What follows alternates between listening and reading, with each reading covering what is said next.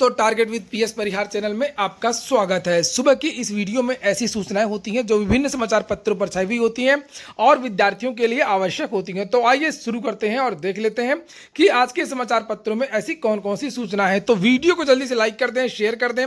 जिन छात्रों ने चैनल को अभी भी सब्सक्राइब ना किया हो तो जल्दी से सब्सक्राइब कर लें ताकि आप लोगों को भी सभी ऑथेंटिक अपडेट्स मिलती रहे। आगे बढ़ने से पहले एक सूचना है कि अगर आप लोग सिविल सर्विसेज की तैयारी कर रहे हैं, चाहे वो संघ लोक सेवा आयोग की परीक्षाएं हो, चाहे वो किसी भी राज्य की स्टेट लेवल की परीक्षा हो, यानी कि जैसे Bihar PCS, MP PCS, Jharkhand PCS, UP PCS, तो आप लोग ग्रेडअप पर जाकर के तैयारी कर सकते हैं। ग्रेडअप में बहुत सारे जो कोर्स हैं वो उपलब्ध हैं। जैसे यहाँ पर आप लोग देख सकते हैं, लाइव कोर्स उपलब्ध हैं, ऑनलाइन मॉक टेस्ट इत्यादि भी उपलब्ध हैं।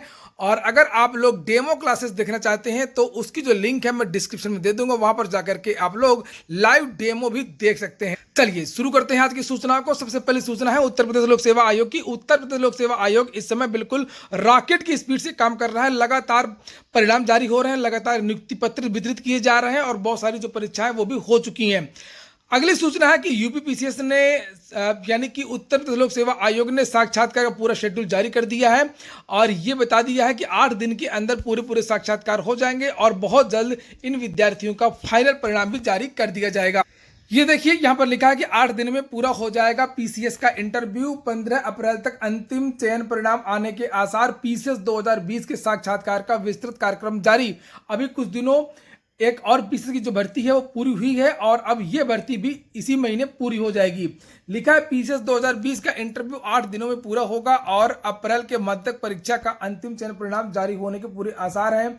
उत्तर प्रदेश लोक सेवा आयोग ने सोमवार को पीसीएस 2020 के साक्षात्कार का विस्तृत कार्यक्रम जारी कर दिया है। इंटरव्यू 1 से लेकर के 8 अप्रैल तक 2 सत्रों में आयोजित किए जाएंगे। मात्र 8 दिनों में साक्षात्कार पूरा कराने का भी आयोग का एक नया रिकॉर्ड होगा। आयोग ने 20 मार्च को पीसीएस 2020 की मुख्य परीक्षा का परिणाम घोषित किया था। पीसीएस के 487 पदों पर भर्ती के लिए 845 अभ्यर्थियों को मुख्य परीक्षा में सफल घोषित किया गया, यानी कि लगभग एक पद के लिए 2 अभ्यर्थियों को बुलाया गया है। पीसीएस 2020 की मुख्य परीक्षा इस साल 21 से लेकर के 25 जनवरी तक प्रयागराज, लखनऊ, गाजियाबाद जिले के विभिन्न केंद्रों में आयोजित की गई थी। मुख्य परीक्षा में 4589 अभ्यर्थी शामिल हुए थे, जिनमें से 845 अभ्यर्थियों को इंटरव्यू में शामिल किया गया है।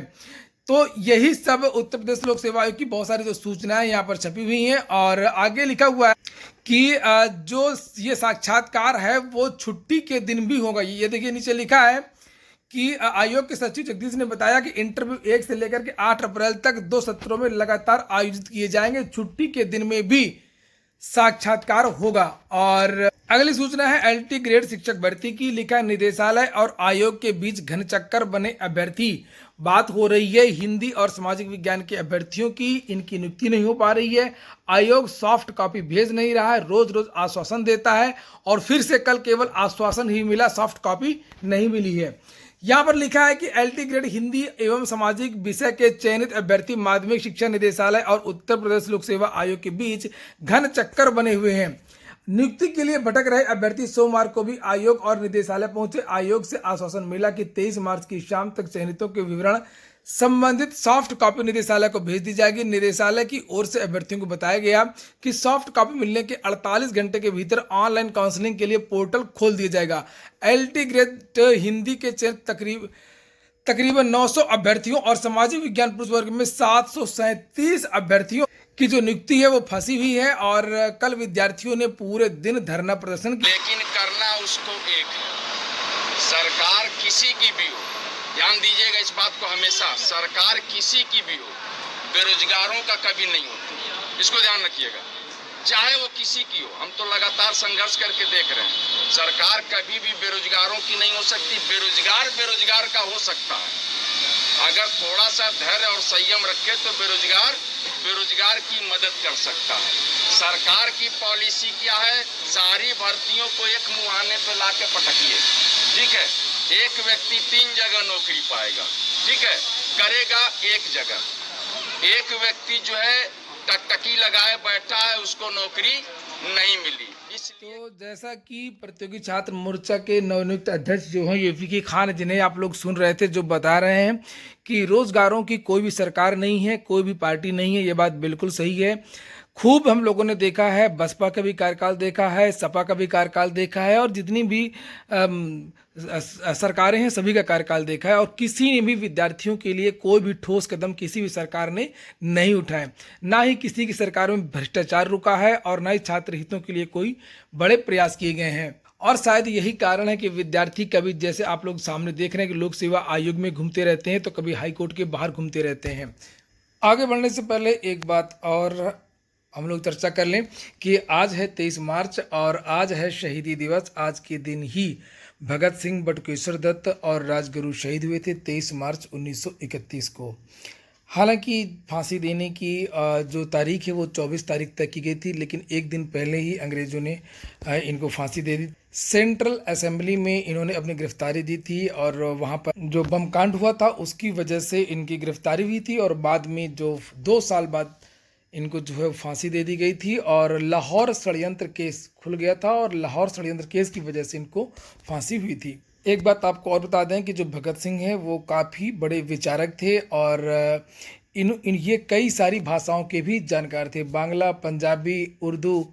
चलिए शुरू करते हैं अगली सूचना को और लिखा है मंडल मुख्यालयों पर तय किए जाएंगे इसी सप्ताह परीक्षा केंद्र। बात हो रही है एडेड जूनियर हाई स्कूल भर्ती की।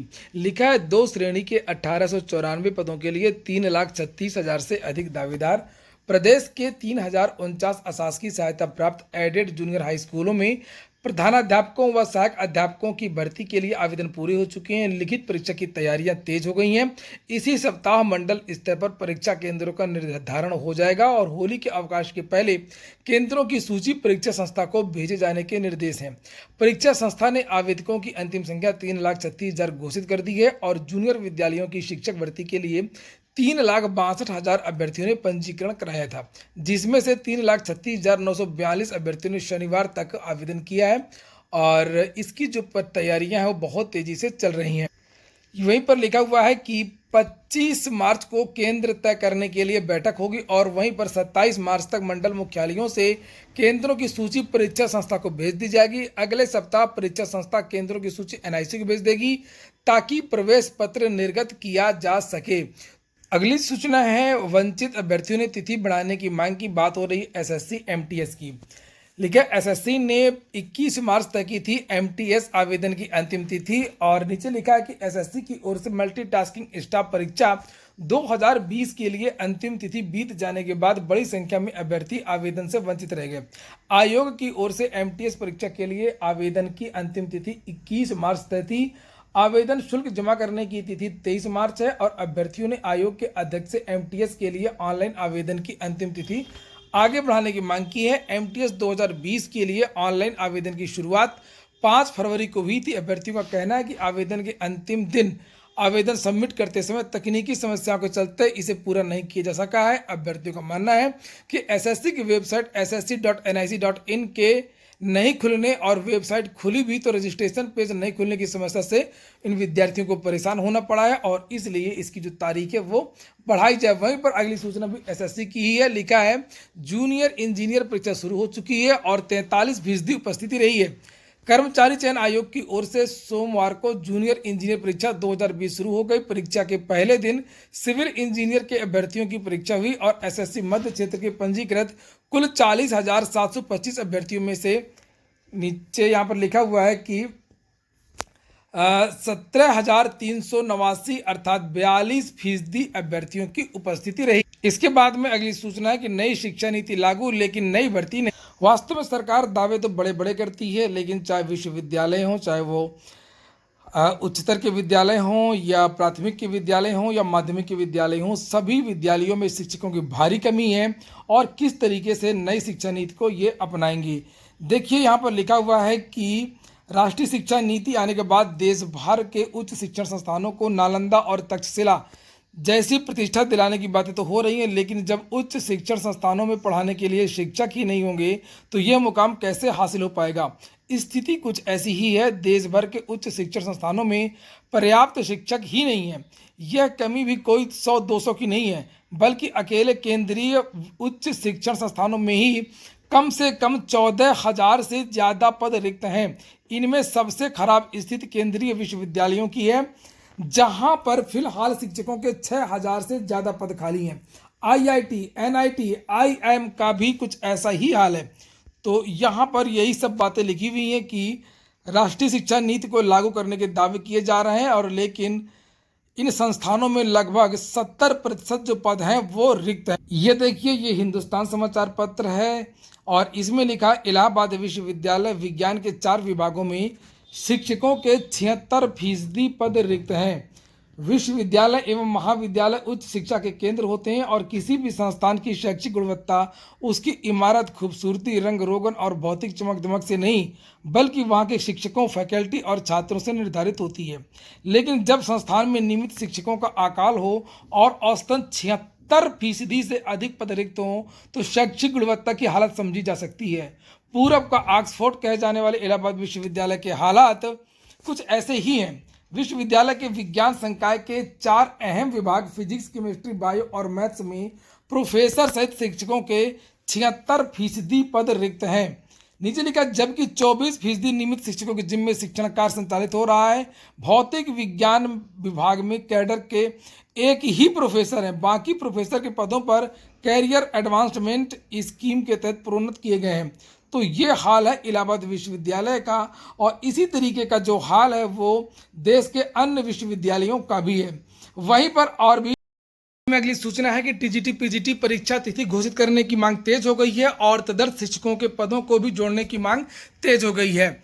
इसी के संबंध में आज प्रयागराज में 5 बजे दुर्गा पूजा पार्क सलोरी में छात्रों की महापंचायत हो रही है, जिसमें बहुत सारे जो रिक्त पद हैं उनको भरने की मांग है और टीजीटी पीजीटी की परीक्षा तिथि घोषित करने की मांग है और जो तदर्थ शिक्षक हैं उनके पदों को भी जोड़ने की मांग की गई है टीजीटी पीजीटी 2021 भर्ती में।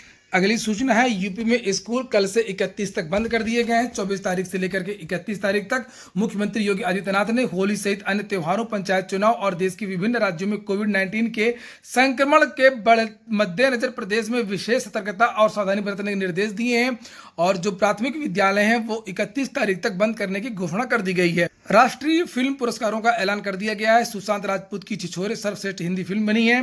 67वें राष्ट्रीय फिल्म पुरस्कारों का सोमवार को ऐलान किया गया। अभिनेता सुशांत सिंह राजपूत और श्रद्धा कपूर अभिनीत फिल्म छिछोरे साल 2019 की सर्वश्रेष्ठ हिंदी फिल्म चुनी गई है। मनोज और धनुष को सर्वश्रेष्ठ अभिनेता का पुरस्कार मिला है। मनोज बाजपेयी को फिल्म भोसले के लिए और धनुष को असुरन में अभिनय के लिए सर्वश्रेष्ठ अभिनेता का पुरस्कार मिलेगा। संजय पूरन सिंह चौहान हिंदी फिल्म 72 हुरे के लिए सर्वोत्तम निर्देशक चुने गए हैं और प्रदर्शन की मलयालम फिल्म मरक्कर अरबिका डा लिंते सिंघम को सर्वश्रेष्ठ फीचर फिल्म का पुरस्कार मिलेगा। वहीं पर कंगना रनावत को 4 पुरस्कार मिल चुके हैं अब तक और लिखा है कि कंगना को सर्वश्रेष्ठ अभिनेत्री का पुरस्कार दिया गया है। बॉलीवुड अदाकारा कंगना रनावत सर्वश्रेष्ठ अभिनेत्री चुनी गई हैं। कंगना को यह पुरस्कार उनकी film Manikarnika the queen of Jhansi और पंगा के लिए दिया जाएगा। उन्हें 4थी बार नेशनल अवार्ड दिया जाएगा। तो ठीक है दोस्तों, ये हो गया आज का वीडियो अगर आपको अच्छा लगा तो लाइक अवश्य कर दें। जिन छात्रों ने चैनल को सब्सक्राइब न किया हो तो जल्दी से सब्सक्राइब कर लें ताकि आप लोगों को भी इसी तरीके की ऑथेंटिक अपडेट से मिलती रहें।